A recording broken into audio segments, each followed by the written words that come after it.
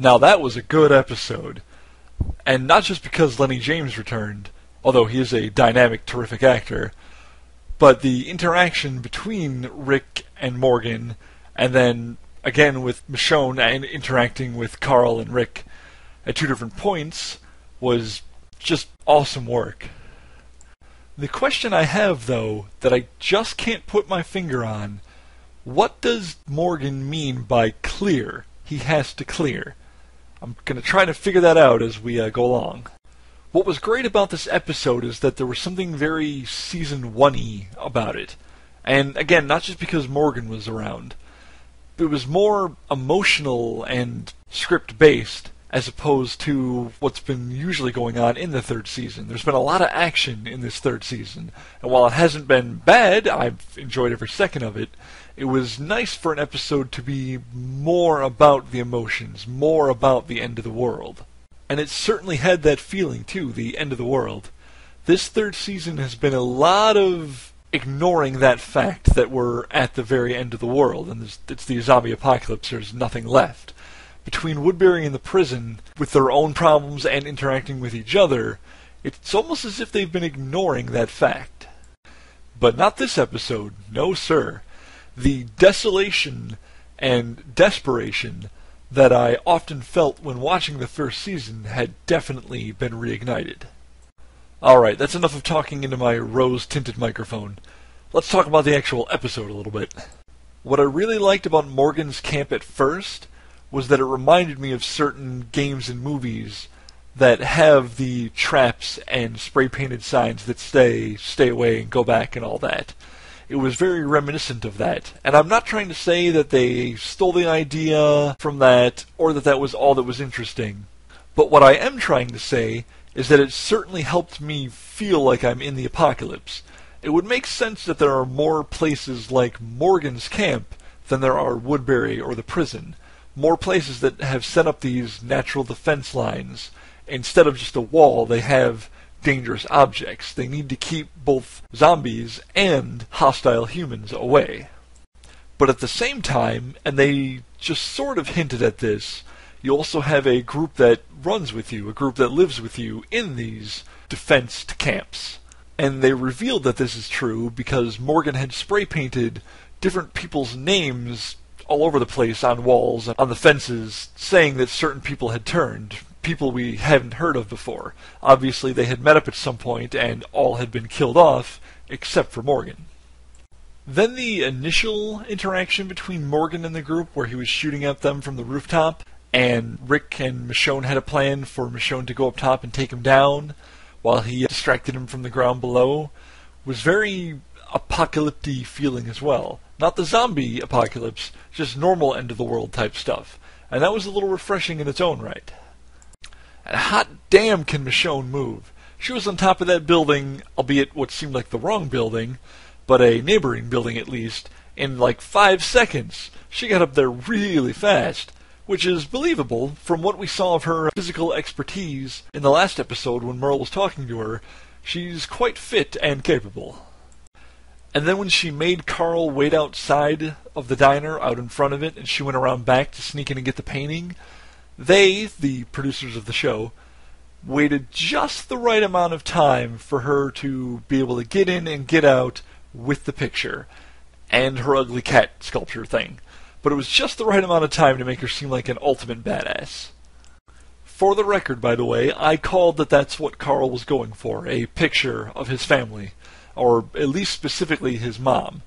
And probably everyone called it, of course, because it's sort of the obvious thing. What else would he be going for that's more important than the crib? But still, I knew that's what he was going for. I didn't predict the diner, though. I thought they were going to go somewhere else. Maybe the doctors or somewhere. I don't know. But I didn't think a diner. I didn't think their picture would be up there.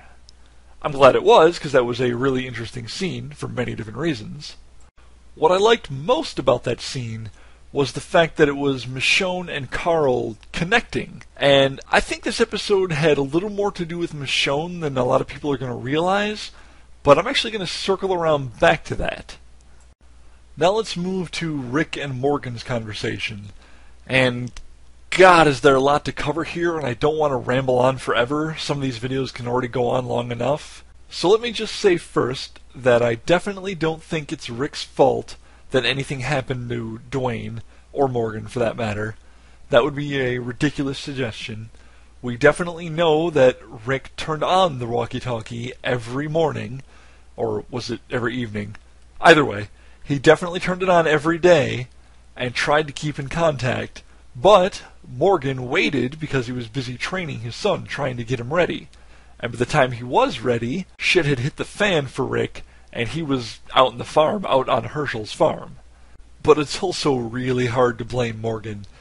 It's understandable that he's angry no matter what, and even though he forgives Rick and, they part on good terms, that story about him having to shoot his wife and son after it was too late was just miserable, just heart-wrenching.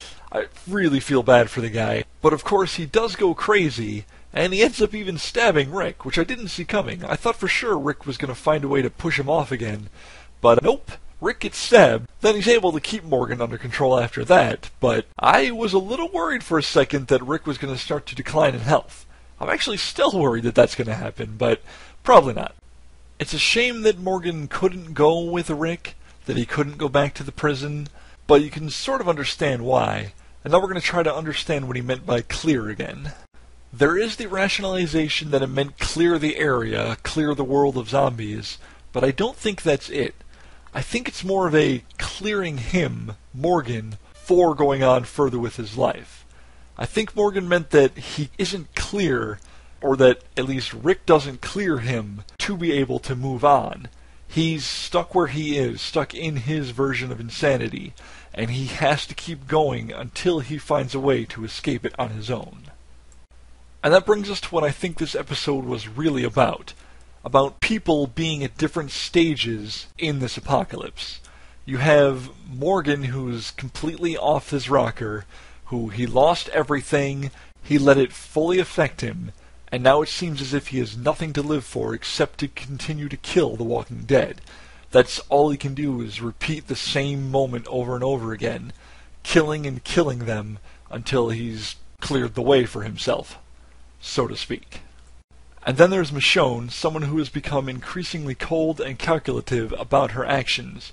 She keeps just about everybody at bay, and the one person she let in, since this all happened, Andrea, betrayed her. So she continues to push away.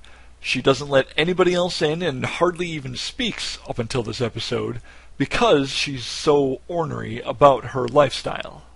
And Rick would be the guy that's between the two of them. But first I want to mention that Carl is basically the antithetic version of all three of them. He is surviving in this wasteland. He's had to kill, he's had to, protect himself, protect his family. He had to shoot his mom in the head. He's prepared to even shoot a stranger that he doesn't know at all from out of the alleyway. But he's doing fine. He's happy, he's, bright-eyed and bushy-tailed. He's not being affected by the apocalypse as everybody else is, as all the adults are. Carl is the example of someone who has not lost hope, and who refuses to lose hope. He's still trying no matter what, to the point of, I don't want to say trying to take control of the prison, but eventually working his way towards that. I don't know if it's actually going to happen, I'm just saying that's probably in the back of his mind. Not his conscious mind, but his subconscious mind. And then back to Rick. He's a man who is between Michonne and Morgan, who has lost his wife. He's got a child that he can't really love. I mean Judith, not Carl. And he's definitely living in Crazy Town, but he's trying to come back from it. He keeps wanting to come back from it, which is why he was complaining to Morgan that he had to find a way to live on, because he doesn't want to end up like Morgan himself. Which is why I loved the end of the episode so much. When the three of them are around the car, and first, Carl and Rick share a moment where Carl basically tells his dad, "You need to lay off of Michonne. She's a good person, she's someone we can trust, and she needs to be let into the group officially." And finally, Rick listens, and he obeys, so to speak. Because he's been exposed to Morgan, he now understands that he can't keep pushing people away, that he's got to let people in to continue and build up hope.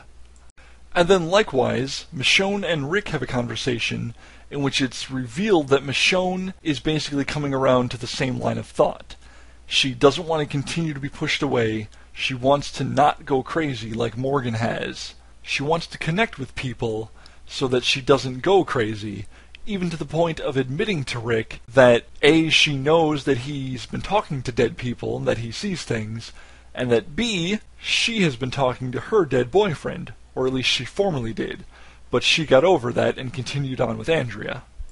And man, was that moment hilarious, when Rick asked her if she was up to driving and she said yes. Then he replied with, "Good, because I see things." As funny as it was, and perhaps one of the best scenes in the entire show, it was also pretty heartwarming. I think the two of them have a lot in common, and could even be as close as comrades as he and Daryl are. The three of them could really make quite a team. Then the very last scene of the episode reminds us that The Walking Dead is still The Walking Dead, and that random strangers probably can't be trusted, and it's probably not worth picking them up. That guy was dead before the episode even ended, and they salvaged his death by taking his backpack.